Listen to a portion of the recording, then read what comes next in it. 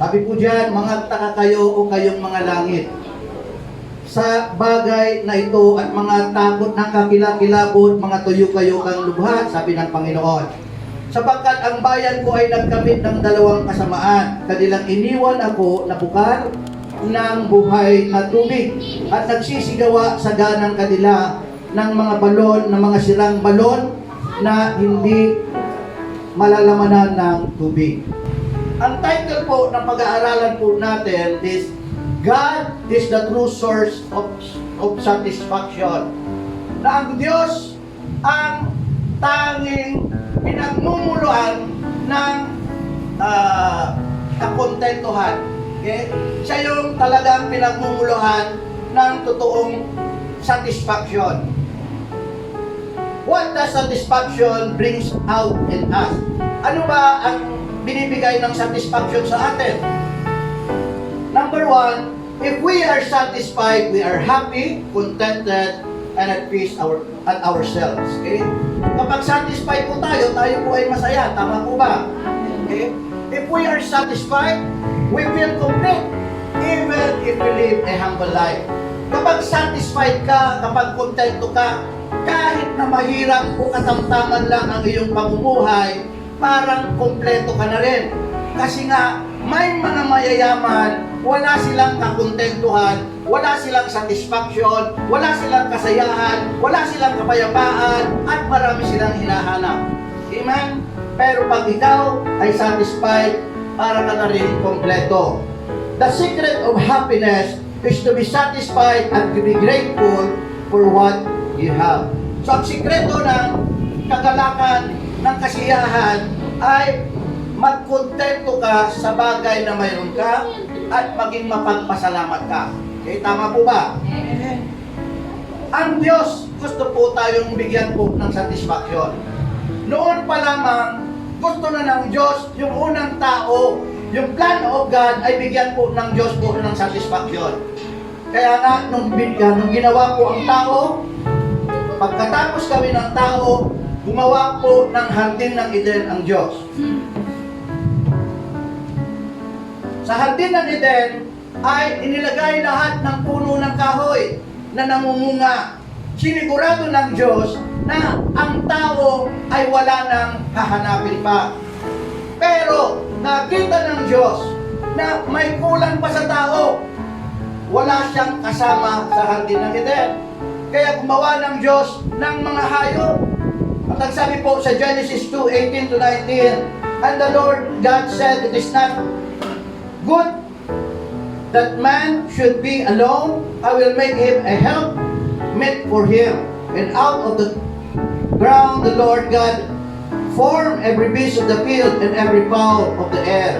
So gumawa ng Diyos ng kasama ang tao para hindi po siya malungkot. Kasi gusto ng Diyos ibigay yung satisfaction sa Kanya. Pero nakita ng Diyos na hindi pa akma yung mga hayop na kasama niya.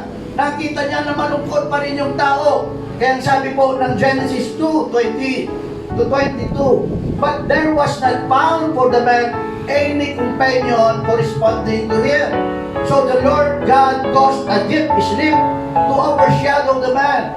When the man was asleep, he removed one of the man's rib and closed up the flesh where it had been. Then the Lord God formed the rib that he had taken from the man into a woman and brought her to the man. So ang Diyos ay concerned talaga sa ating satisfaction. Amen? Gusto niya na masatisfy tayo. Gusto niya na maging masaya tayo. Gusto niya na kontento tayo sa buhay. Gusto niya na hindi po tayo po nakukulang. Pero ang unang tao ay hindi nagkaroon ng satisfaction. Okay? Hindi siya nagkaroon ng satisfaction. Nandun na nga yung bunga ng punong kahoy. Maybe there were thousands fruit-bearing trees. Nakita pa niya yung puno ng kaalaman ng mabuti at masama na pinagbawal ng Diyos at nagkaroon siya ng curiosity. Sabi niya, parang mas maganda na maging matalino, parang mas maganda na maging marunong. Kasi pinagbawal ng Diyos na huwag nilang kainin yung bunga ng kalaman ng mabuti at masama. Hindi po yung mansanas tulad ng kwento ng ating mga magulang, pero ito po ay fruit of the tree of what is good and evil. So yun po yung fruit po na yun. Hindi natin alam kung ano pong itsura niya. So nagkaroon pa siya ng pagnanasa. Hindi siya nagkaroon po ng kakontentuhan. Kaya nahulog po ang tao, kumuha ng bunga ng punong kahoy na yun, kinain niya, at nag-umpisa na po yung kamatayan po sa tao. At nag-umpisa na po yung separation from God. Dahil sa kasalanan, pinalayas po sila ng Diyos. At ang sabi po ng Isaiah 59:1 and 2, ang kasalanan ang nagpapahiwalay sa Diyos at sa tao. Hindi ang Diyos para mapagkigan yung ating panalangin. Hindi maiksi yung kanyang kamay. Ngunit yung ating kasamahan, yung ating kasalanan daw ang nagpapahiwalay. At yung hindi kakontentuhan na yan ay galing po kay Lucifer. Napakataas na nga ng kanyang posisyon. Siya ay isa sa mga archangels. At sabi ng mga Bible scholars, siya ay kumbaga sa worship, sa isang choir, siya ay isang worship leader. Pero hindi pa siya nakontento. At ang sabi, I will rise above God. I will sit above the congregation of God. Magiging mas mataas ako sa lahat ng mga anghel. Hindi siya nakontento sa kanyang posisyon. At maging sa kapanahunan po natin, ito po ay in all people, or almost all people, na walang kakontentuhan. Kasi kung may kakontentuhan ng tao, hindi na sana yung isang bansa na napakayaman na ay magkakaroon pa ng interest para sakupin yung kanyang kapitbahay na bansa. Tama po ba? Hindi na sana magkakaroon ng interest ang Russia para sakupin yung bansa na Ukraine. Tama po ba? Hindi na sana magkaka-interest ang China na napakayaman na nakunin pa ang Taiwan kasi napakayaman na siya. Kukunin pa ang Pilipinas. O ano pa? Wala nang magnanakaw sa gobyerno kapag kontento po ang tao. Wala nang mga ngalunya kapag kontento ang tao sa kanyang asawa. Hindi na rin mag-aasam ang tao ng higit pa sa kanyang kakayanan at gumawa ng masama. So kapag kontento po ang tao, hindi na po siya makakaisip ng masama. But I am sorry to say, ang tao po ay hindi nakukontento. At kadalasan, mayroon na nga, ano ba ng latest ngayon na cellphone sa Samsung? Ha? Mayroon na nga Note 5, hindi ko na alam. Mayroon na nga i5 o anong 5 na yan, gusto pa ng mas maganda na cellphone. At problema, inuutang niya yung cellphone para masatisfy yung kanyang desire. Hindi naman problema talaga kung mayroong pambili. Ang problema doon, hindi po nasasatisfy po yung tao. Mayroon na ng 2 million sila, mayroon na nga silang 3 million, mayroon na nga silang building, mandaraya pa ng tao. Gustong mandaraya ng tao. So you can be successful person but not satisfied. You can have material wealth but not satisfied. You can have multiple beautiful partners but never satisfied. You can have all new gadgets but not satisfied. And when you are not satisfied, what will you feel? You are always sad, never contented, always looking for something missing in you. Magiging malungkot ka kasi hindi ka satisfied sa pagmamay-ari mo. Totoo po ba yan? Alam niyo po ba kung bakit ang tao parating may hinahanap? Milyonaryo na nga. Mayroon pang depresyon sa kanya kasi may hinahanap siya. Nandun na nga sila sa bansang mayaman. Ang rate ng suicide sa Amerika ay mas mataas kaysa sa krimen. Ano pa? sabi po ng Hosea 4:10, they will eat but will not be satisfied. They will engage in prostitution but they won't increase because they have stopped listening to the Lord. Kaya hindi pala sila nasasatisfy kasi tumigil na sila na makinig sa Panginoon. Sabi ko nga kanina, bakit ba ang tao ay hindi po nasasatisfy? Kasi may nilagay po kasi po ang tao, ang Diyos po sa tao. When God created man, ang sabi po ng Biblia, and God breathed into his nostril the breath of life. Ito ay galing po sa Diyos. Iniligay sa puso po ng Diyos na yung tao ay magkaroon ng magandang ugnayan sa Diyos, magandang fellowshipping sa Diyos. Ngunit ito po ay nawala. Kaya yung tao, noon pa man, ay parang may hinahanap siya. At sa kanilang paghahanap, gumawa po sila ng kanilang mga sariling Diyos. Diretso po tayo. Two evil sins committed by the people of God. So ito po yung text po natin. Magtaka kayo o kayong mga langit sa bagay na ito at mga takot na kakilakilabot, mga uyong panglubha, sabi ng Panginoon. Mga taka, pinag-explain ko na po yan kanina. Sapagkat ang bayan ko ay nagkamit ng dalawang kasamaan, kanilang iniwan ako na bukal ng buhay na tubig at nagsigawa sa ganang kanila ng mga balon, na mga silang balon na hindi malalamanan ng tubig. Sa wikang Ingles, heavens be above, and this be shocked, be utterly devastated. Okay? Indeed, my people have committed two evils. They have forsaken me, the fountain of living water. They have done a cisterns for themselves, broken cisterns that cannot hold water. So ano yung dalawang kasalanan po nila? Ito po yun. Number one, they have forsaken God, the fountain of living water. Pag-aaralan po natin po yan. Number two, they have done cisterns for themselves, broken cisterns that cannot hold water. So number one, ano ba ibig sabihin? They have forsaken God, the fountain of living water. Kapag sinabing forsaken in Tagalog, pinabayaan, kinalimutan, hiniwalayan, iniwan, tinalikuran, ipinagpalit sa iba, hindi pinapansin. Amen? Para kung nagrarap, ano?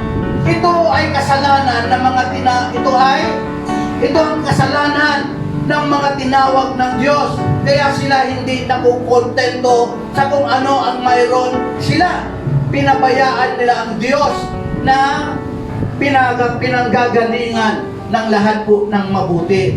So pinabayaan nila ang Diyos, kinalimutan nila ang Diyos, hiniwalayan nila ang Diyos, tinalikuran nila ang Diyos, ipinagpalit nila ang Diyos sa iba, hindi na pinapansin ang Diyos sa paraan, sa anong pamamaraan, sa hindi pakikinig sa kanyang mga salita.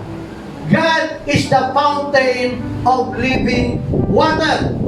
Siya, ang Biblia ay tumutukoy sa Diyos na fountain of living water. At maraming bersikulo po sa Biblia. So just as water is essential for our physical life, Jeremiah points to the Lord as the essential source of our spiritual life, the sustenance of life, and essentially the life. So pinupoint out ni Jeremiah, kapag sinabi pong God is the source, is the fountain of the living water, katulad na lang ng tayo po ay nangangailangan ng tubig. Kapag po tayo po ay nauuhaw, anong ginagawa po natin? Inom po tayo po ng tubig. Amen? So ito po naman ay hindi po kauhawan po ng tubig. Yung unsatisfied sa lahat, in all areas of his life, ay isang kauhawan. Nauuhaw siya sa pag-ibig. Nauuhaw siya sa maraming bagay. Hindi niya alam kung saan siya pupunta. Sinabi ng Diyos, siya ang fountain of living water. Siya lang ang makakapag-satisfy ng ating pong kaluluwa. Jeremiah points to the Lord as the water that satisfies, our soul. So yun po yung ibig sabihin na ang Diyos ay fountain of living water. Naunawahan po ba natin? Sa po yung nagsasatisfy ng ating pong kaluluwa. Kasi nga, yung sinabi ko kanina, kahit nasa iyo na lahat, kung wala ang Diyos sa iyo, you will never be satisfied. At lahat po yan, it is a proven fact na lahat ng mga tao, bakit may hinahanap sila and they are never satisfied? Kasi wala po sila sa Diyos. Wala sa kanila yung fountain of living water. Wala silang ugnayan sa Diyos. Kaya hindi ma-meet yung pangangailangan ng kanilang kaluluwa. Pangalawang ginawa nilang kasamaan, they have dug cisterns for themselves. Broken cisterns that cannot hold water. Ano po ba yung cisterns? Okay? Sa Tagalog, ang cisterns po ay balon. Balon. O kaya, ito po ay ginawa na parang banga na lalagyan po ng tubig. Banga o balon. So gumawa daw sila ng balon, pero yung balon naman nila ay sira. Kahit na lagay ka na naglagay ng tubig, dahil yung cisterns mo, o yung balon mo, o may bangam, yung banga mo ay may butas, hindi ka makakaipon ng tubig. Ano po ba ang ibig sabihin? Ang sabi po ng Book of Haggai, verse 1 verse 6, you have planted much, but harvested little. You eat, but never are filled. You drink, but are still thirsty. You put on clothes, but are not warm. Those who earn wages end up with holes in their money bags. So sila po ay nagtatanim, bakit kulang pa rin? Bakit hindi nagkakasya? Sila po ay kumakain, bakit hindi sila nabubusog? Sila ay umiinom, bakit nauuhaw pa rin sila? Kahit maglagay daw sila ng damit, bakit hindi sila naiinitan? Sila pa rin ay giniginaw. Kahit na mag-ipon sila ng kanilang ng pera mula sa kanilang pinagpaguran, ito lang ay butas na bulsa. Ito ay butas na alakansya. Amen? Wala silang naiipon. Wala silang satisfaction. Andiyan pa po ba tayo? Amen. God is saying, if you go out there to the world and drink from that well, it is not going to satisfy you. Kahit pumunta ka doon sa mundo, ang tao hinahanap ang kanilang kasiyahan sa mundo. Magkakaroon lang sila ng temporary na kasiyahan, pero pagkatapos noon, malungkot na naman sila. Pero ang ino-offer ng Diyos, isang kasiyahan na nagmumula sa kanyang espiritu. Amen. Amen. Mamaya, sasabihin ko po sa inyo kung ano po yun. The core evil in mankind's sin is believing some broken sisters will give us greater life and joy than God. So, yung pinaka-core ng kanilang kasalanan ay para isipin na yung mundo o yung iba pa maliban sa Diyos ay makakapagbigay ng kasiyahan sa kanila. Andiyan pa po ba tayo? Kaya nga, sa paghahanap ng tao ng kasiyahan, ano ginagawa nila? Dahil punong-puno ng kalungkutan, tumatakbo sila sa drugs, tumatakbo sila sa orgies. Alam niyo po ba yung orgies? Wild partying.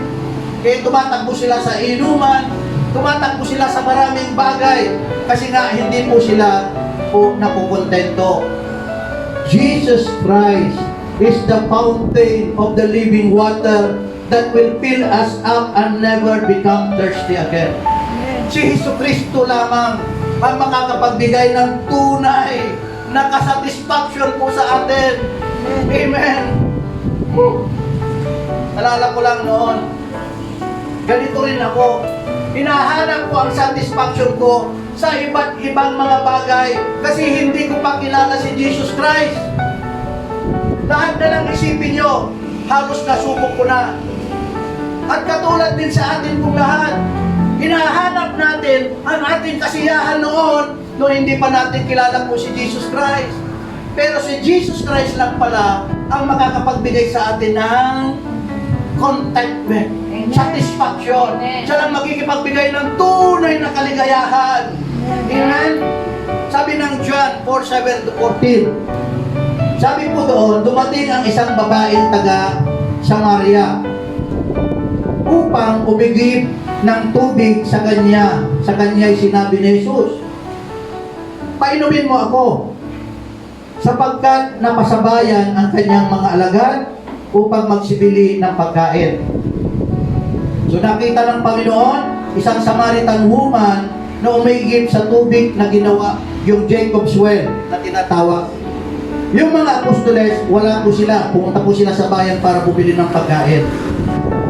Sinabi nga sa kanya ng babaeng Samaritana, paano nga ikaw na isang Hudyo ay humingi ng maiinom sa akin na ako'y babaeng Samaritana, sapagkat hindi nakakipag-usap ang mga Hudyo sa mga Samaritano. Pagod si Jesus kay verse 10. At sa kanya ay sinabi, kung napagkikilala mo ang kaloob ng Diyos, at kung sino ang sa iyo'y nagsasabi, painumin mo ako, ikaw ay hihingi sa kanya at ikaw ay bibigyan niya ng tubig na buhay.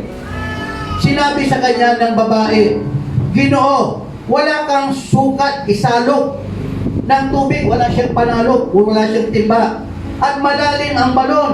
Saan nga naroon ang iyong tubig na buhay?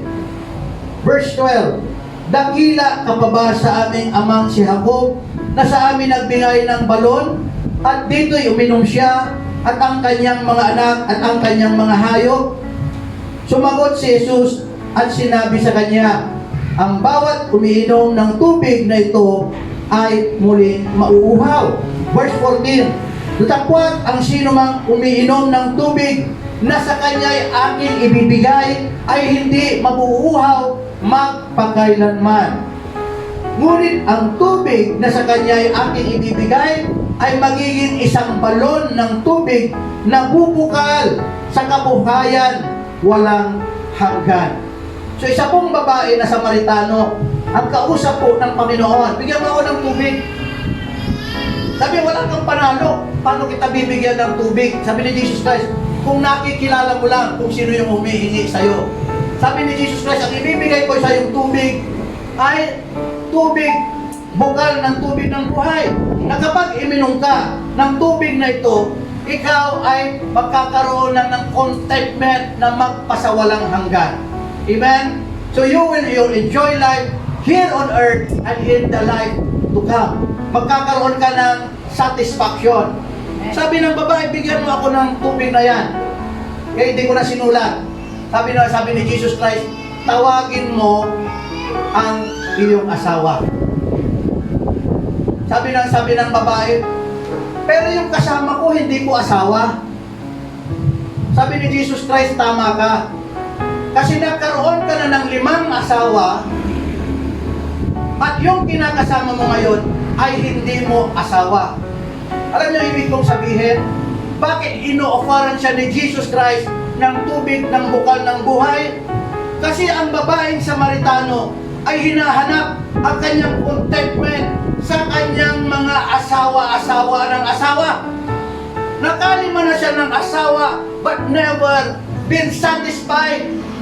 Ang akala niya, makukuha niya ang kanyang kaligayahan, ang kanyang satisfaction kapag may nakuha o nagkaroon siya ng isang siguro may ideal or perfect man para sa kanya. Pero hindi pa rin siya satisfied. Amen? Only Jesus Christ can satisfy us.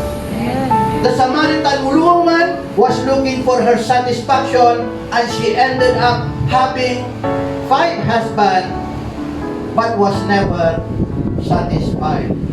Sa John 7:37-39, itong sinabi ng Panginoon, on the last and most important day of the festival, Jesus stood up and shouted, "If anyone is thirsty, let him come to me and drink. The one who believes in me, as the scriptures have said, I will have rivers of living water flowing from his heart." Now he said this about the Spirit, whom those who were believing in him were to receive, because the Spirit was not yet present and Jesus has not yet been glorified. Sabi ni Jesus Christ, sino man sa inyo ang nauuhaw ay pumarito sa akin at bibigyan ko siya ng isang rivers, hindi lang water, rivers of living water flowing from his heart. At ang tinutukoy daw po rito ay ang Holy Spirit, the Spirit of God. That when you receive the Spirit of God, kahit na may problema ka, biglang maaalis ang iyong problema and you will have overflowing joy in your heart. Amen. Kasi isang bunga po ng Holy Spirit ay joy. Ganon, kapag napuspos po tayo ng Holy Spirit, Espiritu po ng Diyos po yun. Amen. Walang lungkot sa Espiritu ng Diyos. Amen. Kailangan, kapag puspos po tayo, makikita mo, nagmamanifest po yan. Amen. Amen. Kahit nakatamtaman lang ang iyong buhay, bakit ang saya-saya mo? Naalala ko, may isang nagbebenta ng isang prutas. Ang kanyang patuto, maraming bumibili sa kanya. Isa siyang born-again Christian. Kasi daw yung mga prutas niya ay parang nakangiti. Kaya siya ang pinupuntahan. Pati yung prutas umingiti. Amen.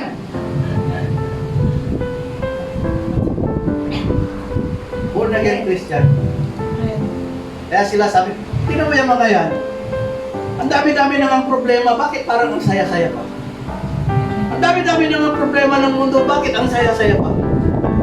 Amen? Nararamdaman niyo po ba yun? Amen.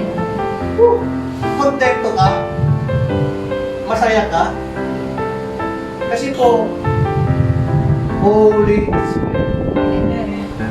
Desire to be filled with the Holy Spirit. Desire for the fruit of the Holy Spirit. Amen?